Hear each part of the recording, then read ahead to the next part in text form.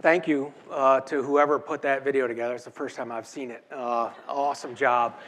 And one, I just want to say thanks to the sponsors and the folks that organized this event and for inviting us down here and have a chance to speak with you all. I hope the fact that I'm on stage isn't the reason the crowd is thinning out. You know, you kind of got an overview about me and where I came from. And what I'd like to talk a little bit more about is Team Beta and what we're working on just north of here up in Burlington, Vermont. You've heard a lot of different folks up here on stage.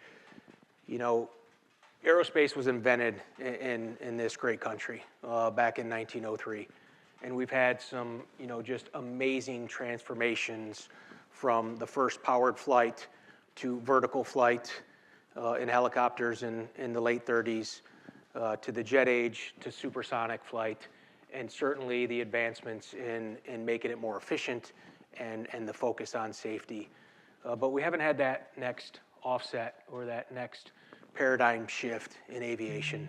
And it's super exciting to see conferences like this, really smart people from both the private and public sector coming together to solve one of, you know, an existential threat that we all, I think, can agree upon, and that being climate change. And, you know, I'm super passionate about it, you know, having kids and our grandkids and what the future in creating a planet that is going to be more sustainable. And we're working really hard up north at Beta Technologies. So yes, we're an electric aerospace manufacturing company, but we're not just building the aircraft itself. You know, we've got an incredible, dedicated and passionate group of engineers focused on the operational charging network, and a team of passionate pilots that are focusing on the training for the pilot side of things as well as the maintenance training going forward. We're headquartered in Burlington, but we have sites up in Montreal, Springfield, Ohio, down in Raleigh, North Carolina, multiple sites in Vermont, our flight test facility over in Plattsburgh, New York. When I joined the company about 5 years ago, there were 25 engineers at the company. They had one aircraft, a Cessna 172, and I met the owner, and he said, hey, Chris, I need some help teaching my engineers how to fly. And I told him it sounded like a horrible idea, but I'd give it a shot. And here I am 5 years later. The team's grown to 650 folks. We have over 40 aircraft in our fleet. We've got 25 certified flight instructors on staff. Everybody at Team Beta gets to learn to fly. Whether you just take one flight and you say, that's enough for me, or you go on to be a test pilot in ALIA. We've literally had folks and engineers that join the company that have gone through our pilot training program and that have gone on to be a test pilot in ALIA. And it just, his vision, Kyle, the CEO founder, for providing this exposure for the engineers, for the mechanics, for our folks on the public affairs team, helps generate empathy and connection to the mission. And it's just a super unique group of folks up north that, you know, I think we're on the cusp of literally changing the world. But it's not just Beta. And I think one of the messages coming out of this conference is, you know, it's going to take everybody to get involved and rally around this mission that we're on. Folks in the private industry, in the public industry, at the state, at the local, and at the federal level. You know, yeah, I remember Kyle speaking. He was one of two CEOs in the entire eVTOL industry that was invited down to the White House to speak at the Advanced Air Mobility Industry Day. And, you know, he said, we can't do it alone. You know, there's only so much private industry can do. You know, we need the help of the current administration, future administrations, the Department of Defense, and everybody down to the local and state level. And it's a testament to the individuals in this room. I think that's happening here in Massachusetts, and it's super exciting, and we're proud to be a part of it. We are developing and building two separate aircraft. One we call the conventional takeoff and landing aircraft. We have two piloted, full-scale flying experimental proof of concept aircraft right now. The one on the left, I literally just flew this past Friday, did a flight demo up at Burlington, Vermont.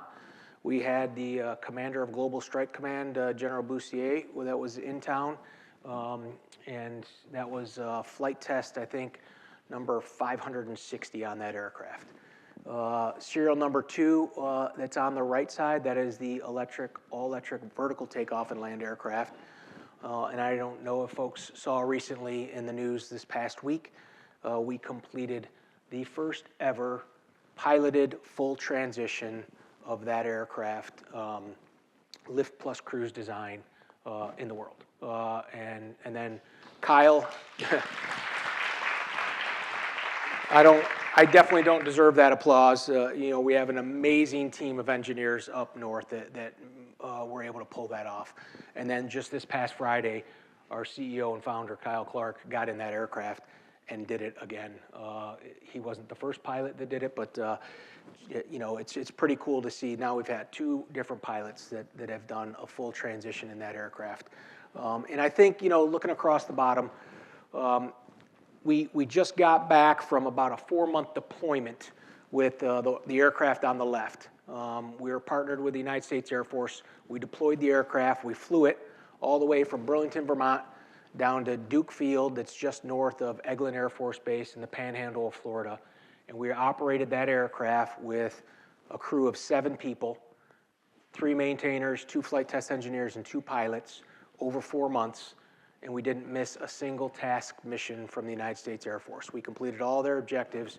And what it goes to show is that this form of integration of high voltage energy storage systems, power electronics, and an electric propulsion system is super reliable, super safe, and can carry out meaningful missions. You look across the bottom: safe, simple, pragmatic, and obviously quiet. The only thing you're really hearing is the propeller. The engine doesn't really make any noise. So those are the aircraft we're building. We've got Sam Hobbs here from our network and charging side of the team. We've got multiple products on the charge side. We have over 20 operational charge sites right now that range from our headquarters in Burlington to our flight test facility in Plattsburgh, stretching throughout the entire state of New York, from Griffiths Air Force Base, Elmira, Jamestown, Akron, Ohio, Springfield, Ohio, Perryville, Illinois, all the way out to Bentonville, Arkansas. We flew the aircraft along that operational charge network out to Bentonville and back. Then we flew it out to Louisville for an event with UPS and back. And then we started flying it and electrifying coming down the East Coast. So we've got an operational charger in Manchester, New Hampshire, one in Marshfield, Massachusetts. Sam and the team have about 10 more sites in the state of Massachusetts coming online by the end of 2025 through various partnerships with Eversource and MassDOT and HHS. And it's pretty freaking exciting to see this happening. When I first started flying at the age of 17, I would have never thought, I'd be up here on stage talking about electric aircraft and charging stations at our airports. We are incredibly lucky to be living in this country and have the infrastructure that we have surrounding aviation. We have over 5,500 public use airports in the country that are heavily federally subsidized and completely and utterly underutilized. I think the majority of air travel travels through about 6% of those airports. This is going to unlock all that infrastructure, the electrification of it. And it's great to see folks in this room figuring out how to talk about airports as an energy source, right? And thinking about how we're going to access rural America again with excellent access to healthcare and delivering goods and services in a super safe, reliable, cheap way. We're talking about something that's not only good for the environment, it's good for business, right? This aircraft on each one of the missions we execute costs about $15 in operational energy. When we're chasing it, when we're chasing it with our Caravan, because we're still in the experimental phase, it's costing us about $700 to refuel the Caravan. So when you start breaking and rendering the costs of operating the aircraft, and I can't remember who said it, I think it was Dan, super awesome entrepreneur in the aviation industry that was talking about the operations tempo and going into a new market and expanding as opposed to waiting. When you put the operational cost next to nothing, you just continue to sweat the asset. When the asset is completely reliable and you've got a very simple form of electric propulsion that continues to run and run. We have 15,000 hours on some of our electric engines, and they look like they're brand new. They're operating at about 70 to 80 degrees centigrade, temperature-wise. The PC-12 we just flew down here in, we were operating the inlet turbine temperatures on that were 800 degrees centigrade. So when you operate at a lower temperature range, you don't have the issues with parts breaking down. So it's super enjoyable to be able to be up here and talk about that. Here's the growing network. Look at that picture. We didn't even coordinate Jeff, and we got a picture of Jeff over here commissioning our operational charger over at Marshfield. But the network is growing. Like I said, 20 operational chargers, and we're constantly using it. And it's not just for the aircraft. We're talking multimodal. You could pull up an EV delivery vehicle to these chargers at the airports. And it's, we're at that DC fast charge. These are 320 kilowatt DC fast chargers. The training and simulation side of things, we've got an incredibly dedicated team up north that is focused on developing and building our own high fidelity simulators. Austin Myers, who is a great partner with us, the inventor and owner of X-Plane, the most widely used flight simulation software in the world. We use his physics-based model to help with our simulators. It's just a phenomenal relationship as we move forward. Here are some of the committed partners that are helping us in this process. Right now we have over 600 aircraft on backlog order. And these aren't, just penny warrants and handshake agreements. These are committed customers that have put deposits down with additional optional aircraft. Should we hold up our end of the bargain and deliver a type certified aircraft, it's not going to be a demand signal issue. It's going to be how many of these and how fast can we build them. It's going to be a supply problem for us. We've got some amazing private investors from Fidelity, from Texas Pacific Group, the largest climate fund in the world, the Rise Fund, and Amazon. On the Department of Defense side, the United States Air Force and their innovation arm, AFWERX and Agility Prime, has been an incredible partner. Just their ability to, say they're interested in this technology and looking at it has given, sent a signal and of confidence to the rest of the industry, right? We've been able to take small investments from the Air Force and turn that around. Our first Series A was $373 million. Our Series B was $411 million from the private sector. We're generating revenue from our operational charging network that's out there right now. So we've got some awesome partners. The United States Army has started jumping in and funding some of our flight test activities. We've got an ongoing contract with the Marine Corps that we're looking at participating in their aerial logistics connector program that's upcoming. You can see our cargo customers up there, pretty predominant names. Air New Zealand just announced the route they're going to be using our eCTOL on a cargo mission over seas. And then, medical. Martine Rothblatt at United Therapeutics was our launch customer, and she's going to be using our aircraft for transportation of organs. and just an awesome, awesome mission. Saving lives and doing it in an environmentally friendly way. And then we do have a passenger variant of the aircraft that'll seat 5 passengers, not the 9 that Dan was talking about, not 18,000 pounds. We're going to be down in the neighborhood of 7,000 pounds. It is a huge, huge technological challenge. Taking a 7,000-pound aircraft, lifting it up vertically, transitioning to wing-borne flight, and then landing vertically. But I'm very confident we've got the team up in Burlington, Vermont that's going to bring that to the commercial sector very soon. We've talked a little bit about this already, the economics of aviation. This aircraft and what we're designing and building, it's not going to replace, any transcontinental or transoceanic flights anytime soon, right? And it's not a helicopter. It's not designed to sit there in a hover.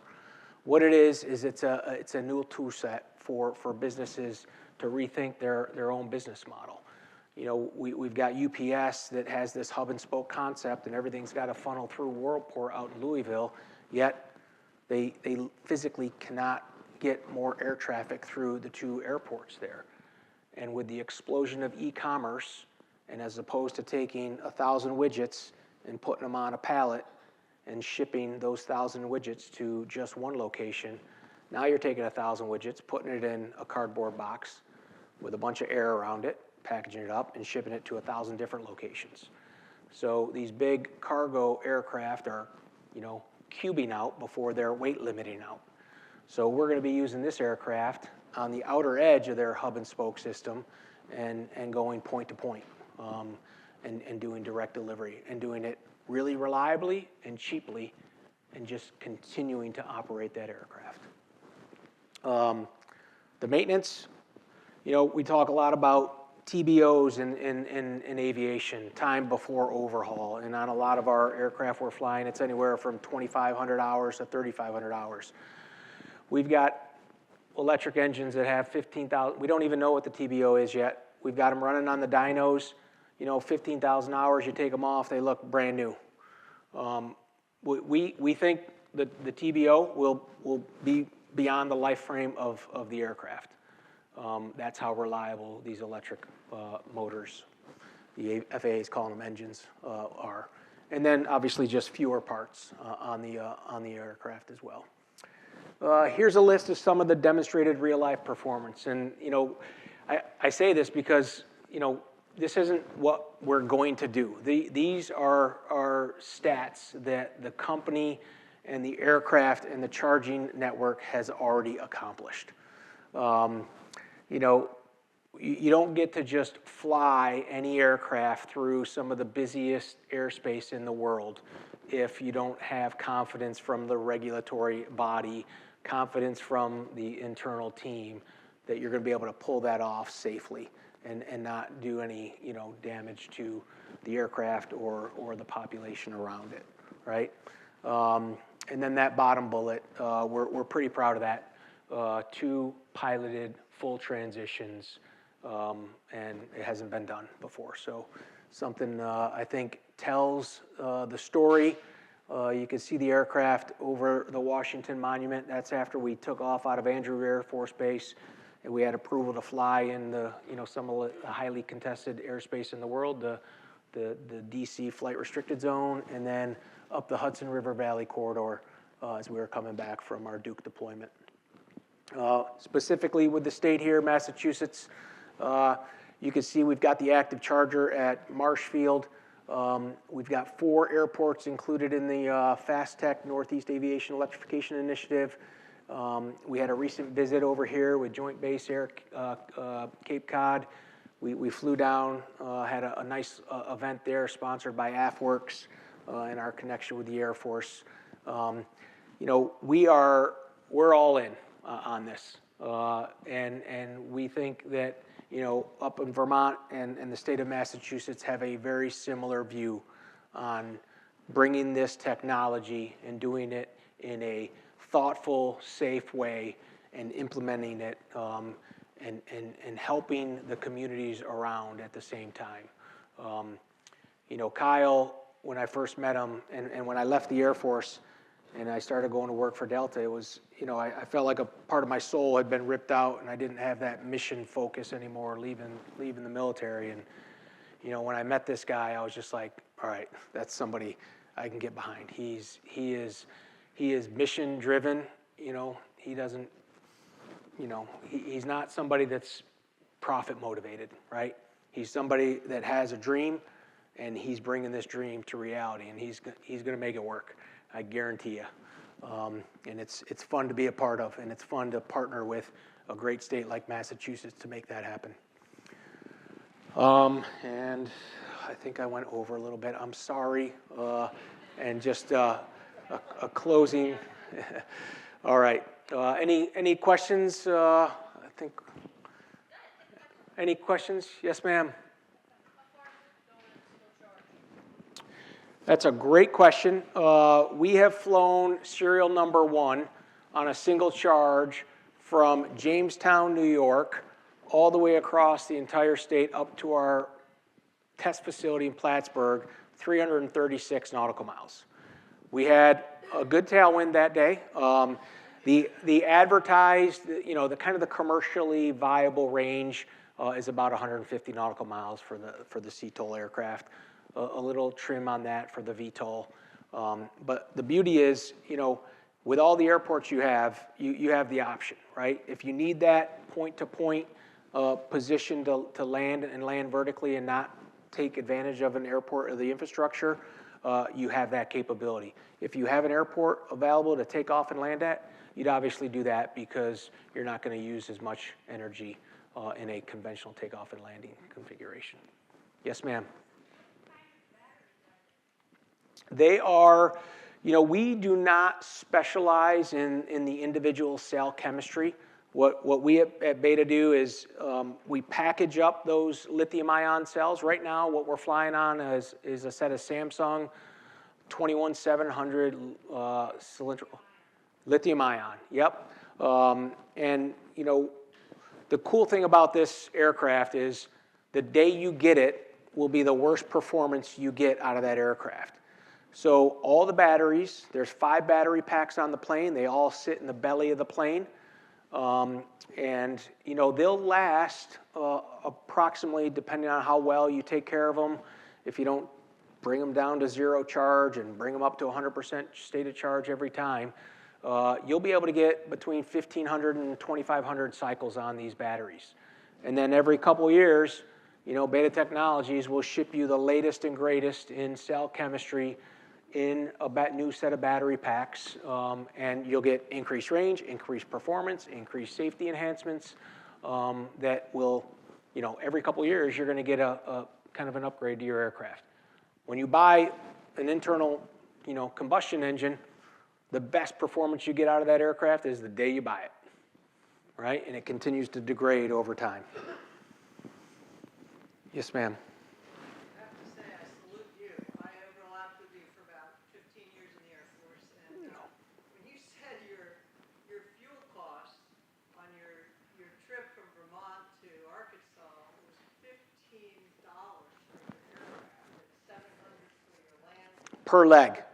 That is Yeah. incredible. It's pretty cool. That is incredible. And the ability to be able to provide charging not only for your aircraft but also for land vehicles coming to the locations really supports this idea of airports as electric hubs, and it's unbelievable. And this is a huge game changer. Well, we've got some super smart, passionate engineers up at Beta that are, thinking about the entire ecosystem and not just, the sexy piece, the flying piece, right? It's really interesting. And I can't help but think that most people calculate their carbon footprint. If they fly at all as a passenger, it's their flights. Even Oh, yeah. if they take 2 trips a year, they're trying to keep everything else green. But if they do any air travel, no loss. So Right. It's exciting. It is. Yes, sir. Just a question on the seaplane. What kind of markets will the seaplane open up? It seems like the seaplane was that getting from the airplane, I think, to Howard Hughes in that era. Oh, Find a way, but did I say seaplane? whatever you call this. Oh, sea tall. I meant seaplane. I see. I don't know if your company makes them, but others make Oh, a seaplane. oh, yeah, yeah. Just curious about So, well, that service. Regent, that's headquartered over at Quonset, Rhode Island, Billy Thalheimer, the CEO, founder of that, he's a very good friend of mine. Just a fascinating human being. I actually hired him when I was the commander at the Vermont Air National Guard to fly F-35s, and he had a medical issue and couldn't go off, and now, he's electrifying, a wing-in ground effect seaplane. And, as opposed to, the boat travel, right? It's not technically an aircraft because it doesn't enter the National Airspace System. It's considered a boat. So he has a much reduced regulatory burden to get that, it's not an aircraft. So it's technically a boat. So there'll be captains on it, not pilots. But they're doing some amazing work, and they've got a great niche market in competing with ferry boats and doing it very safely, reliably, and efficiently. Yeah, he's a tremendous human being. Yes, ma'am. Did you have a question? Oh, yeah, okay. So obviously we have an aviation maintenance program at our college, and so bringing it into the workforce here and bringing it into more jobs for the workforce and bringing it into Massachusetts, I think it's great that you're bringing it further down. So, I think it's just wonderful to see that you're bringing something different into the workforce, especially with the aviation, and hopefully with the Well, we partnered with the superintendent of Burlington School System, Tom Flanagan, and they've got a Burlington Technical Center, part of their vocational program, and he came out and he said, like, I need some of my kids that don't learn in the classroom environment and won't be going on to college to develop transferable skills, right? So they're not just pigeonholed in any one sector. And it's kind of what's making the electrification of aviation, all these culminating technologies at a time coming together that's making this literally commercially viable. And it's, super reliable, high-strength carbon fiber composite structures, right? And you teach a kid how to lay that up and how to maintain it. He'll have that skill. Carbon fiber is used everywhere, right? Electric motors, they're used in all forms of transportation, in our appliances, in our, yard tools, power electronics, working with lithium-ion batteries. All of those skill sets that we need are transferable throughout all other forms of industry, which, it's I think super exciting for these young kids, and the younger generations are so much more in tune to climate change and sustainability than I was growing up. So I think it's easy for them to rally behind. Yeah. Okay.